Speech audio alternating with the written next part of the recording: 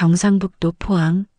안개가 자욱하게 내려앉은 새벽, 검은색 상복을 입은 사람들이 묵묵히 줄을 서 있었다. 오래된 명문 장의사 건물엔 새벽부터 조문객이 드나들었고 그 중심엔 정영태가 있었다. 75의 나이에도 허리를 곧게 세운 그는 슬픔을 앞세우기보단 정숙함으로 죽음을 예우하는 사람처럼 보였다. 오늘도 조용히 고인의 머리를 만지고 상주에게 짧은 위로의 인사를 건넨다. 삶과 죽음 사이의 선자의 일은 그렇게 반복되고 있었다. 바로 그때였다. 장례식장 앞에 검은색 코트를 입은 여인이 조용히 나타났다. 이름은 정지윤, 나이는 41살. 서울에서 장례지도사 보조로 일하다 이곳 포항까지 내려온 이유는 배우고 싶다는 한마디였다. 영태는 처음엔 의아했다. 외지에서 장례를 배우겠다는 사람이 왜 하필 여기까지 온 건지, 게다가 고개를 깊이 숙이며 정말로 배워보고 싶습니다라고 말하는 그 눈빛이 어딘지 낯설지 않았다. 며칠 뒤 지우는 장례식에 투입됐다. 보조직이었지만 분향 순서를 안내하는 방식, 국화꽃을 놓는 위치, 상주의 걸음걸이에 맞춘 호흡, 심지어 염습 전에 외투를 벗는 동작까지 모든 것이 정영태와 똑같았다. 영태는 묘한 감정을 느꼈다. 그녀는 무언가를 배운 게 아니라 이미 오래전부터 알고 있었던 사람처럼 행동하고 있었다. 그러나 그는 섣불리 말하지 않았다.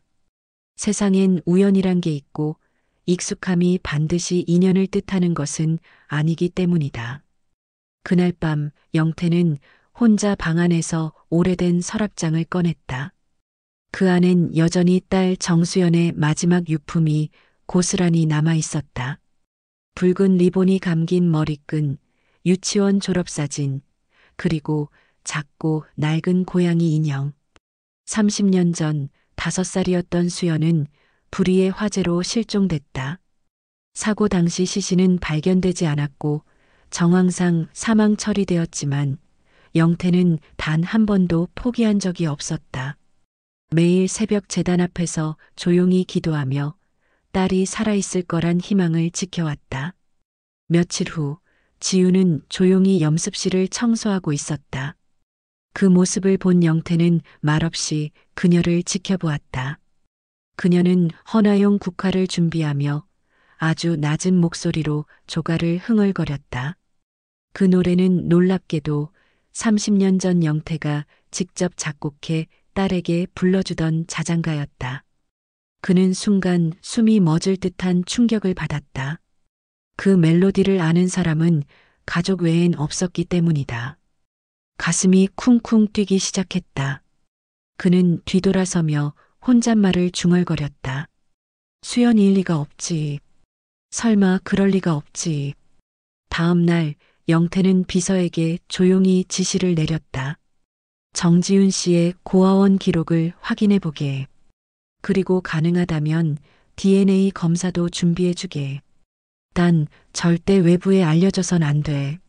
조용한 폭풍이 장례식장 안에 일기 시작했다. 영태는 그녀가 누구인지, 왜 이곳에 온 것인지 알아내야 했다. 하지만 마음 한켠에선 이미 어렴풋한 진실을 예감하고 있었다. 그 예감은 오래전부터 꺼지지 않고 남아있던 희망과도 같았다. 오랜 시간 아무도 몰래 간직해온 부정할 수 없는 직감이었다. 이야기의 문은 그렇게 열렸다. 장례식이 끝난 저녁 정지우는 홀로 염습실의 천을 개켜 정리하고 있었다. 낮엔 북적이던 장례식장이 어느새 고요해졌고 희미한 형광등 불빛 아래 먼지 낀 벽에 그녀의 그림자가 길게 드리워졌다. 지우는 염습 도구들을 천천히 닦으며 작은 멜로디를 흥얼거렸다. 그 소리는 한없이 잔잔했지만 곡조는 분명한 선율을 가지고 있었다. 정영태는 마침 복도에서 서류를 찾으려던 참이었다. 그때 염습실에서 들려오는 노랫가락이 그의 귀를 사로잡았다. 그가 천천히 문을 밀자 지우는 깜짝 놀라 뒤를 돌아보았다. 죄송합니다, 회장님. 혼자 있으면 가끔 멜로디가 떠올라서요. 무슨 노래였는지 아시오? 잘은 모르겠어요. 그냥 어릴 적에 들었던 것 같기도 하고 입에 익은 느낌이라. 영태는 아무 말 없이 그녀를 바라보았다. 방금 들은 그 곡조는 자신이 30년 전 아내와 함께 만들어 딸에게만 들려주던 자장가였다. 그 누구도 그 어떤 녹음도 남기지 않았던 노래였다. 그 멜로디를 지훈이 부르고 있다는 건 설명할 수 없는 일이다. 그날 밤 그는 단 한숨도 자지 못했다. 지훈의 얼굴이 머릿속을 맴돌았고 손목에 있던 희미한 화상 자국이 눈에 아른거렸다. 서랍을 열어 낡은 앨범을 꺼냈다. 4살 무렵의 정수연이 벚꽃나무 아래에서 웃고 있는 사진. 그녀의 오른쪽 손목엔 하트 모양의 반창고가 붙어 있었다. 그것은 유년 시절 수연이 화재 전에 다쳤던 상처였고 영태는 정확히 그 부위를 기억하고 있었다. 이튿날 아침 영태는 장례식장 마당에서 지훈이 꽃에 물을 주는 모습을 바라보았다. 지훈은 장미 화분에서 손을 찔린 듯 손목을 뒤로 물리며 움찔했다. 그 순간 햇살 아래 드러난 상처의 모양이 더욱 선명해졌다. 그 흉터는 반달 형태였다. 그리고 그 위치, 크기, 색깔 모두 수연이 남긴 자국과 똑같았다. 회장님, 괜찮으세요? 지훈이 물었지만 영태는 대답하지 않았다. 그는 고개만 끄덕이고 돌아섰다. 걸음을 옮기면서도 가슴속은 요동쳤다. 흉터, 노래, 습관까지 우연이라고 하기엔 너무 많은 조각들이 겹치고 있었다. 이 모든 것이 진실이라면 지우는 정말 내 딸일 수 있겠지. 그는 다시 비서를 불렀다. 박 실장, 가능한 모든 방법을 동원해서 정지훈 씨의 고아원 시절을 조사하게. 그리고 의료 기록도 확인해. 특히 오른쪽 손목의 외상에 대한 내용이 있다면 반드시 확보해줘. 박지훈 실장은 놀란 눈으로 고개를 끄덕였다. 알겠습니다. 철저히 조용히 확인하겠습니다. 장례식장 내부는 여느 때와 다름없는 하루를 시작하고 있었지만 정영태의 내면은 거대한 진실 앞에서 천천히 흔들리고 있었다. 한편 이 모든 움직임을 몰래 지켜보던 조카 정영신의 눈빛은 서늘하게 식어가고 있었다. 그는 속으로 중얼거렸다. 도대체 저 여자가 누구길래 왜 삼촌이 저토록 흔들리는 거지? 저녁 무렵 장례식장 사무실의 불이 꺼지지 않았다. 정영신은 책상 앞에 앉아 손톱을 물어뜯으며 종이 서류를 흩어보고 있었다. 그는 장례식장 3대 상속자 자리를 당연하게 여기며 살아온 인물이었다. 아버지의 죽음 후 삼촌인 정영태가 경영을 이어갔지만 그 역시 오래지 않아 물러날 것이라 확신하고 있었다. 하지만 정지훈이라는 여자의 등장은 모든 흐름을 꼬이게 만들었다. 처음엔 그냥 묵묵한 직원일 뿐이라 여겼다. 그러나 요즘 들어 영태 회장이 그녀를 유독 신경 쓰는 기색이 자주 포착되었고 급기야 그에 대한 조사까지 지시한 것을 우연히 듣게 된 후 영신은 위기의식을 느끼기 시작했다. 장례식장을 팔아넘기기로 계약한 병원 재단 측에서는 조속한 결정을 요구해오고 있었고 지훈이란 변수는 그 모든 계산을 뒤흔드는 존재였다. 그날 밤 영신은 서울에 있는 모 사설 조사기관을 찾았다. 사무실 한 구석, 낮고 굵은 목소리를 가진 중년 남자에게 속삭였다. 이름은 정지훈. 고아원 출신이라더군. 삼촌이 이 여자한테 마음을 뺏긴 것 같아요. 신속하게 전과 하나 정도 만들어낼 수 있겠습니까? 조사관은 눈을 가늘게 뜨고는 대답했다. 기록 몇 개 덧붙이는 건 어렵지 않지만 누구에게 쓰일 거냐에 따라 대가가 달라집니다. 돈은 얼마든지 주지. 대신 이 여자가 절대 다시는 삼촌 옆에 못 서게 만들어야 해요. 며칠 뒤 영신은 위조된 서류 한 뭉치를 손에 넣었다. 정지훈, 노인 대상 사기 혐의로 집행유예. 그럴싸하게 조작된 고아원 생활기록, 지역구, 신문기사 캡처, 심지어 피해자 증언처럼 꾸며진 허위 내용까지 포함되어 있었다. 그는 장례식장 회의실에 영태를 따로 불러내어 조심스레 그 서류를 꺼냈다. 삼촌, 죄송한 말씀이지만 이 여자 조심하셔야 할 것 같습니다. 제가 직접 조사했습니다. 이력서에 쓴 이름도 가명일 수 있습니다. 정영태는 서류를 조용히 넘겨보다가 고개를 들었다. 이걸 어디서 구했나? 서울 쪽 조사기관입니다. 믿을 만한 곳입니다. 고아원도 확인했고요. 삼촌이 괜히 정들었다가 큰일 나실까 걱정돼서요. 영태는 말없이 고개를 끄덕이고 자리를 떴다. 그의 표정은 아무것도 드러나지 않았지만 손에 든 서류를 집어넣는 동작은 평소보다 유난히 느렸다. 그날 밤 그는 조용히 방으로 들어가 오래된 사진첩을 펼쳐들었다. 딸 수연이 5살 때 웃고 있는 사진. 그 아이가 지금 살아있다면 어떤 얼굴일까? 그가 본 정지훈의 얼굴에서 뭔가 깊은 데서 끌어올려지는 익숙함이 분명 있었다. 한편 정지훈은 아무것도 모른 채 사무실에서 다음날 장례식 일정을 정리하고 있었다. 창밖에선 비가 조용히 내리기 시작했다. 그녀는 커튼 너머로 내리는 비를 한참 바라보다가 왠지 모르게 가슴이 답답해졌다. 그 느낌은 단순한 예감이 아니었다. 누군가 자신을 해하려는 그림자가 서서히 다가오고 있다는 것을 그녀의 내면 깊숙한 곳에서 감지하고 있었던 것이다. 장례식장에 비가 며칠째 머물고 있었다. 회색빛으로 젖은 하늘 아래 고인의 이송을 마친 장례식장 직원들은 하나둘 옷을 털며 복귀했다. 정지훈은 평소처럼 조용히 염습실의 정리정돈을 맡고 있었다.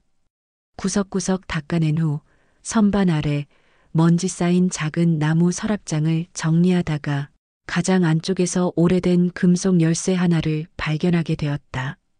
어떤 용도인지 알 수 없는 오래 묵은 녹슨 열쇠였다.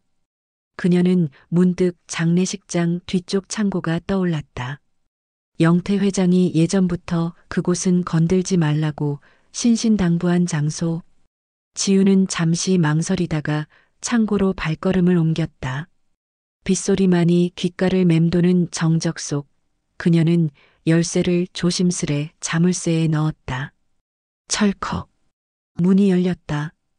창고 안은 한참 동안 사람의 손길이 닿지 않은 듯 먼지와 습기로 가득했다.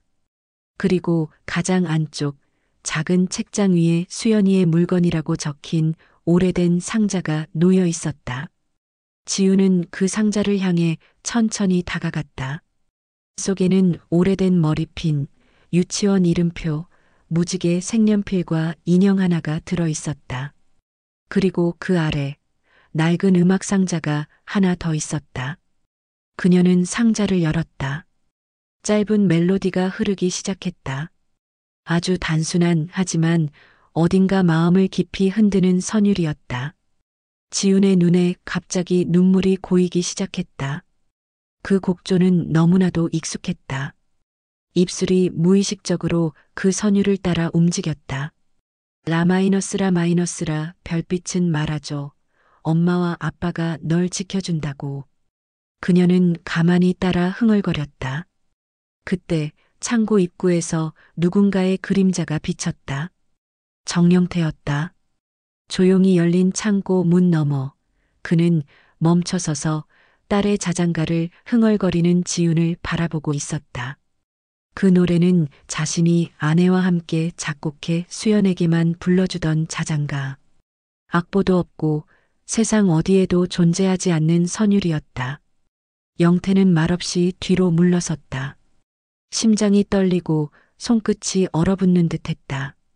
그는 확신했다. 이 노래를 흥얼거릴 수 있는 사람은 오직 한 사람뿐이라는 것을.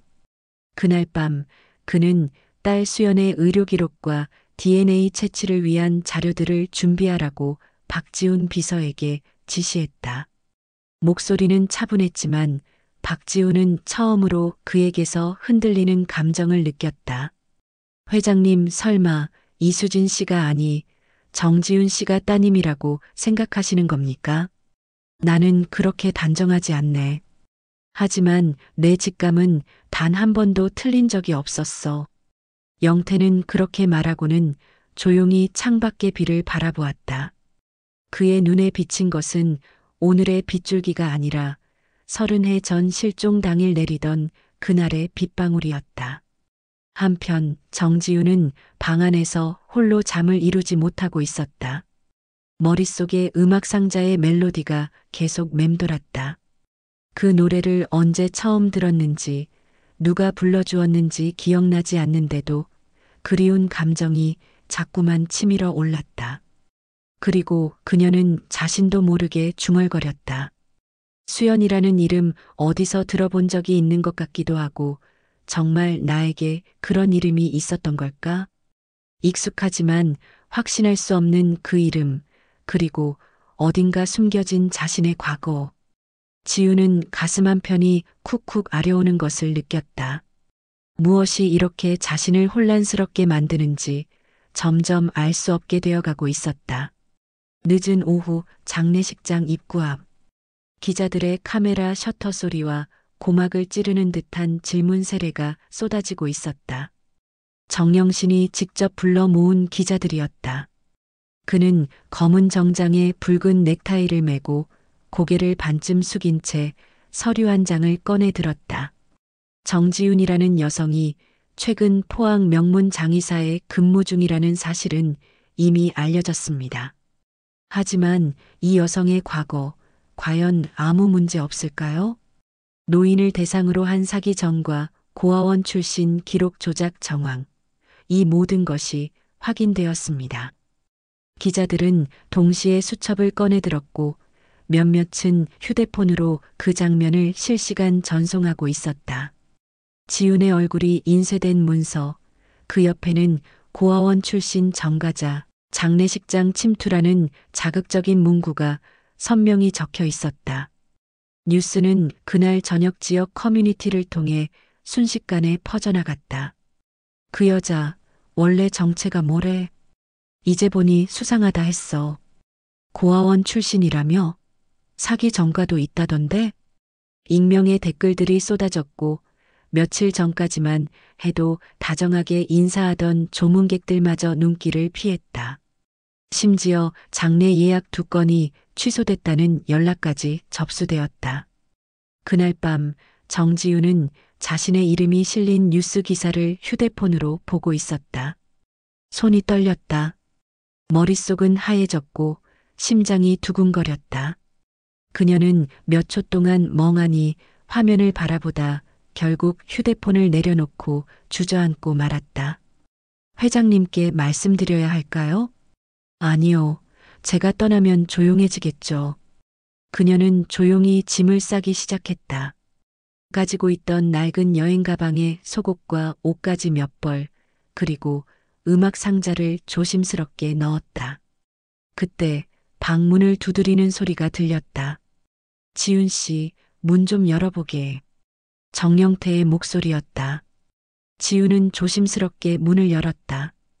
영태는 말없이 방 안을 둘러보았고 한쪽에 놓인 짐 가방을 보고는 고개를 끄덕였다.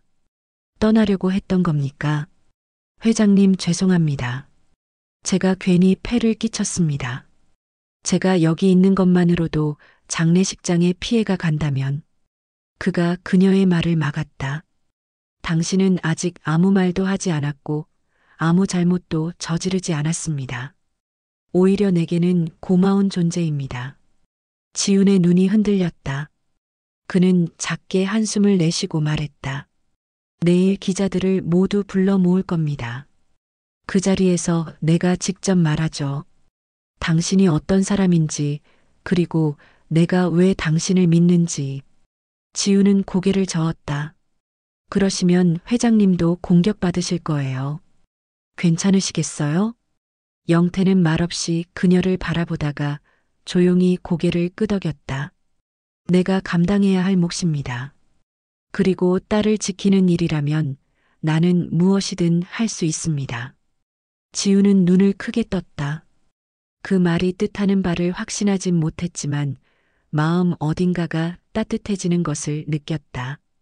30해 전 어딘가에서 들었던 것만 같은 보호받고 있다는 감정이 조용히 마음속에 스며들고 있었다. 다음 날 정영태는 장례식장 정문 앞에 섰다. 기자들 앞에 서서 조용히 입을 열었다. 그동안 많은 추측이 있었지만 오늘은 제가 직접 말씀드리겠습니다. 정지훈 씨는 제 딸일 가능성이 매우 높은 사람입니다. 30년 전 실종된 내 아이 정수연. DNA 검사를 의뢰했고 결과를 기다리고 있습니다. 그리고 저는 아버지로서 그녀를 믿습니다. 순간 기자들 사이에서 웅성임이 일었다. 정영 씨는 그 뒤편에서 이를 악물고 있었다. 어떻게 이렇게 정면 돌파를 할 수 있지? 왜 저 여자를 포기하지 않는 거야? 그러나 그 순간부터 여론은 천천히 바뀌기 시작했다. 진실을 밝히려는 아버지의 모습과 조용히 옆을 지키는 여인의 태도는 사람들의 마음을 움직이기 시작했다. 폭풍은 지나간 듯 했지만 진짜 위기는 아직 오지 않았다. 정영 씨는 절대로 이대로 물러서지 않을 사람이 아니었기 때문이다.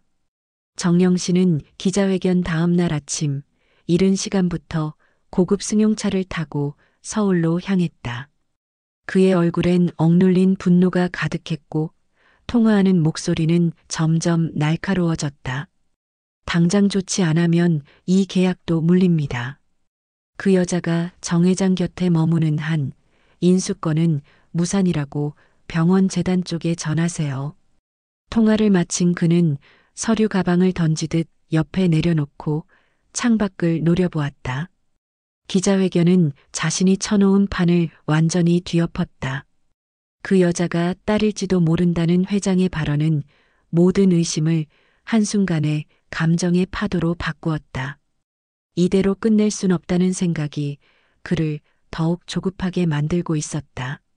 그는 또 다른 조작 자료를 만들기 위해 사설 탐정 김 과장을 다시 호출했다. 이번엔 좀 더 확실한 게 필요합니다. DNA 검사가 뭐가 대단하다고. 인위적으로 채취한 거면 얼마든지 조작도 가능한 거 아닙니까? 김 과장은 고개를 저으며 말을 아꼈다. 이젠 선을 넘으시는 겁니다. 회장님 쪽에서 정식으로 결과 발표를 예고한 이상 더 개입했다가는 법적 문제가 생깁니다. 그럼 내가 직접 나서야겠군. 영 씨는 포항으로 돌아가자마자 지훈을 정원 한쪽으로 불러냈다. 햇살이 내리쬐는 한낮 장미 화단 옆에서 두 사람은 마주섰다. 당신, 이쯤에서 물러나. 당신이 뭘 원하든 간에 이 집안은 당신 같은 사람을 받아들이지 않아. 수지는 고개를 갸웃했다. 제가 뭘 잘못했죠? 혹시 회장님의 자리를 탐낸다는 생각이라도 하시는 건가요? 영 씨는 조소를 머금은 미소를 지으며 주머니에서 봉투 하나를 꺼냈다. 이게 뭔지 알겠지? 너에 대한 과거 기록. 정수연? 웃기지 마. 넌 정과자야.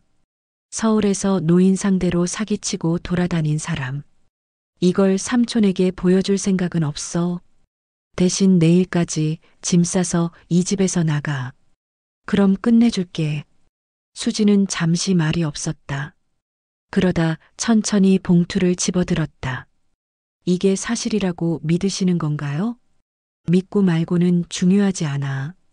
삼촌이 믿게 만들면 그만이지. 그 순간이었다. 뒤편에서 낯익은 목소리가 들렸다. 그렇게까지 해가며 이 집안을 망치고 싶으냐? 영신은 놀라 돌아섰다. 정영태가 박지훈 비서와 함께 서 있었다. 손엔 병원 공식 DNA 검사 결과지가 들려 있었다. 이 결과 기자회견 전에 확보한 것이다. 지훈 씨, 아니 수연이는 내 친딸이 맞다. 확률 99.9%. 이 문서엔 조작할 여지도 없다. 영신은 입술을 깨물며 뒷걸음질 쳤다.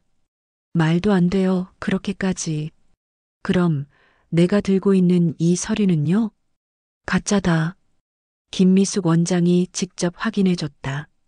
내가 위조한 걸 안 순간 원장은 직접 경찰에 증언하겠다고 나섰어. 정영 씨는 두 손을 떨어뜨리며 비틀거렸다. 그럼 내 자리는요? 내가 그동안 해온 일들은요? 그건 내가 묻고 싶다. 너는 내 회사가 아니라 내 피부치를 쫓아냈고 거짓으로 내 믿음을 흔들었다. 오늘부로 장례식장 지분에서 널 배제하겠다. 회사는 박 실장이 대신 관리할 거다. 넌 이 집에 더 이상 발 디딜 자리가 없어. 영신은 결국 무너졌다. 수진을 째려보며 이를 갈았지만 더는 어떤 말도 꺼내지 못한 채 돌아섰다. 그의 등 뒤로 얇은 흙먼지가 일었다. 그가 떠난 자리에는 고요와 안도만이 남았다. 수진은 고개를 숙이며 작게 중얼거렸다. 감사합니다, 회장님. 영태는 고개를 저었다. 아니다. 오히려 내가 이제야 제대로 된 가족을 찾았구나. 다 잃은 줄만 알았던 인생이 지금 다시 시작된 것 같소. 그의 목소리는 떨렸지만 단단했다. 사이다 같은 진실이 밝혀진 순간 비로소 모든 흐림이 거두어지고 있었다. 장례식장의 하늘은 오랜만에 맑게 개어 있었다. 여느 날과 다름없는 평일 아침이었지만 직원들의 표정은 한결 부드러워져 있었다. 전날 있었던 폭풍 같은 진실 고백 이후 장례식장 안팎으로 감도는 긴장은 조금씩 사그라들고 있었다. 정영 씨는 더 이상 그곳에 없었다. 그가 남긴 가짜 서류와 사기 정황은 경찰에 넘겨졌고 재산과 지분 대부분을 잃은 채 홀연히 떠났다. 그의 퇴장은 소리 없이 이루어졌지만 그가 조작했던 어둠은 회장 정영태가 밝혀낸 진실 앞에 무너지고 말았다. 정지훈, 아니 이제는 정수연은 여전히 조심스러웠다. 그녀의 방엔 아직도 오래된 가방 하나가 구석에 놓여 있었다. 짐을 푼 것도 아니고 떠날 준비를 마친 것도 아닌 그 중간 어딘가. 수연은 스스로를 가족이라고 완전히 인정받기까지는 조금 더 시간이 필요하다고 느꼈다. 그러던 중 박지훈 비서가 수연을 조용히 불렀다. 회장님께서 오늘 저녁같이 식사하자고 하셨습니다. 그리고 한 가지 보여드리고 싶은 게 있다고 하셨어요. 그날 저녁 영태는 직접 수연을 식탁으로 안내했다. 예전과 달리 단정하게 꾸며진 식탁 위에는 손수 준비한 미역국과 잡채, 갈비찜이 놓여 있었다. 수연이 놀란 표정으로 말했다. 이거 회장님이 직접 하신 건가요? 그는 웃으며 대답했다. 예전에는 아내가 매년 수연이 생일상을 차려줬소. 오늘이 바로 내가 사라졌던 날이자 다시 돌아온 날이기도 하니까. 수연의 눈가가 젖었다. 그녀는 조용히 숟가락을 들었고 한 입 한 입 천천히 음식을 입에 넣었다. 짠맛도 달콤함도 아닌 말로 표현하기 어려운 온기가 입안에 번졌다. 식사 후 영태는 수연을 서재로 데려갔다.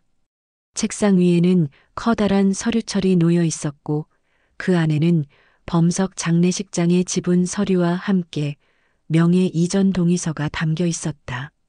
이제 이 장례식장을 함께 운영하자꾸나. 나는 내가 사라진 그날부터 이 공간을 단 하루도 비워둔 적이 없었어. 하지만 지금부터는 너와 함께 채워가고 싶소. 수연은 손으로 입을 가리며 말을 잇지 못했다. 그녀는 천천히 고개를 들며 말했다. 제가 정말 이 자리를 맡을 자격이 있을까요?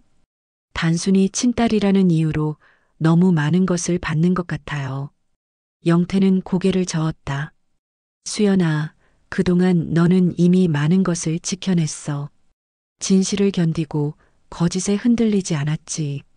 내가 내 딸이라는 건 증거가 아니라 너의 삶이 보여주고 있는 진심이 증명하는 거야. 그의 목소리는 깊고 단단했다. 수연은 떨리는 손으로 서류철을 덮으며 천천히 고개를 숙였다. 그럼 저도 제가 지켜야 할 것을 선택하겠습니다. 이 장례식장, 어머니가 남긴 온기, 그리고 아버지의 뜻을요.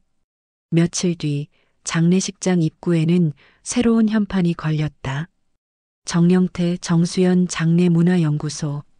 이름은 달라졌지만 이 공간이 지켜온 정성과 품격은 그대로였다. 그날 지역 언론은 이 장례식장의 변화를 기사로 다뤘고 수많은 전화와 문의가 이어졌다. 예전보다 예약이 2배로 늘었고 주민들의 신뢰도도 회복되었다. 영태는 조용히 수연에게 말했다. 우리가 지켜야 할 건 죽은 사람만이 아니야. 남은 이들의 마음도 함께 다독여야 하지. 이제 그걸 너와 함께 해나가고 싶구나. 수연은 조용히 고개를 끄덕였다. 그녀의 눈빛은 더 이상 불안과 혼란이 아닌 확신과 책임으로 가득 차 있었다.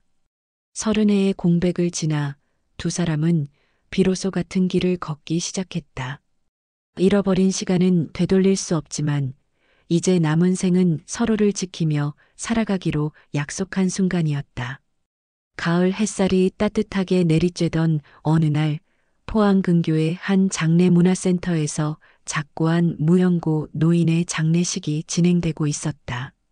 검은색 정장을 차려입은 정수연은 정성스럽게 헌화를 하고 마지막 절을 올렸다. 그녀의 옆에는 정영태가 조용히 서 있었다. 두 사람은 이제 포항 지역에서 가장 신뢰받는 장례 지도자이자 상실의 아픔을 함께 짊어질 수 있는 동반자가 되어 있었다. 장례를 마치고 돌아온 날 영태는 수연을 데리고 집 뒤편 다락방으로 향했다.